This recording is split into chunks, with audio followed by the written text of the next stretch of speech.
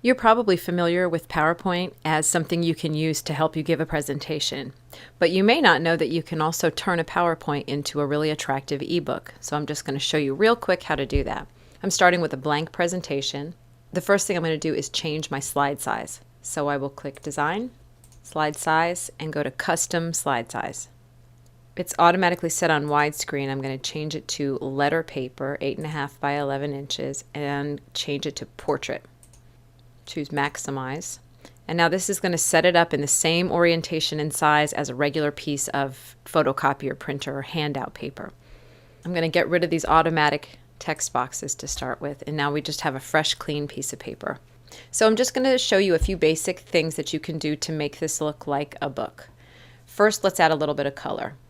I'm going to hit Insert, Shapes, and I'm going to just put a rectangle in here.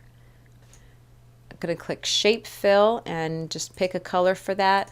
I'm going to get rid of the outline. So this is just a bar of color at the top. Maybe we'll put another bar of color along the side. Suppose I don't want that blue to be on the top. What I can do is click on the green, right click on it, and choose Bring to Front, and that'll put the green on top. I'm going to give my book a title, insert a text box, put it right up here. Right now that's pretty tiny, so we will make that bigger. I'm going to make it white, and I'll change the font style. Then we need some text. If this is a book, it should have some text. So we will add another text box.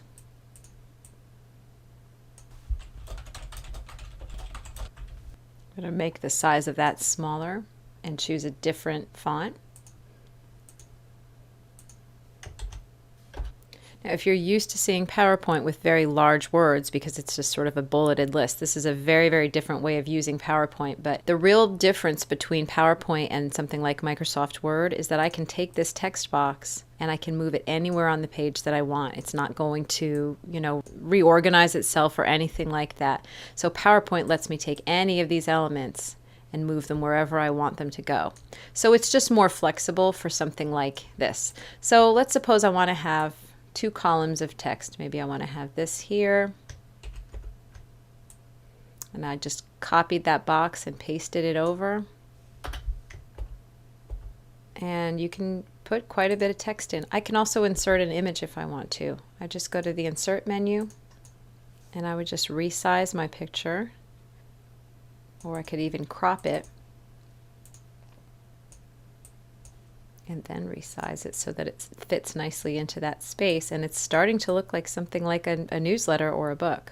So I've got one page that looks sort of done. What if I want my second page to look similar? What I can do is just take that slide over here. I click on the thumbnail, right click on it, and choose Duplicate Slide. Then I get the exact same style.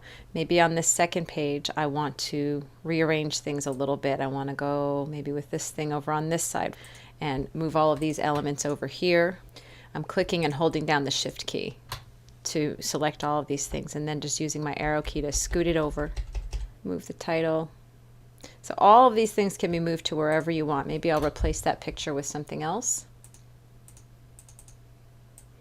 And maybe I want to organize my columns the opposite of the way I did it on the last page. So I'll move this one over here, move this one over here, and take this and put it over there. So now I've got a second page.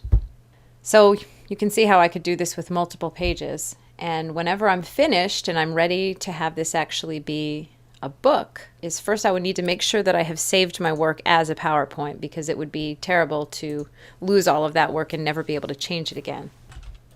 And then once it's saved as a PowerPoint, then I would save it again as a PDF. In my version of PowerPoint, I'm automatically hooked up to Adobe to make PDFs. If you have this option, then choose that. If not, just click Save As, and see here where it says PowerPoint presentation, I can change that to PDF. So I've just opened the PDF. I'm going to just reduce the size a little bit. And now that is exactly the same thing I just created in PowerPoint, except now it's sort of like a little ebook. It's not the kind of ebook that you can read on a Kindle or a Nook. This is an ebook that is just a PDF ebook.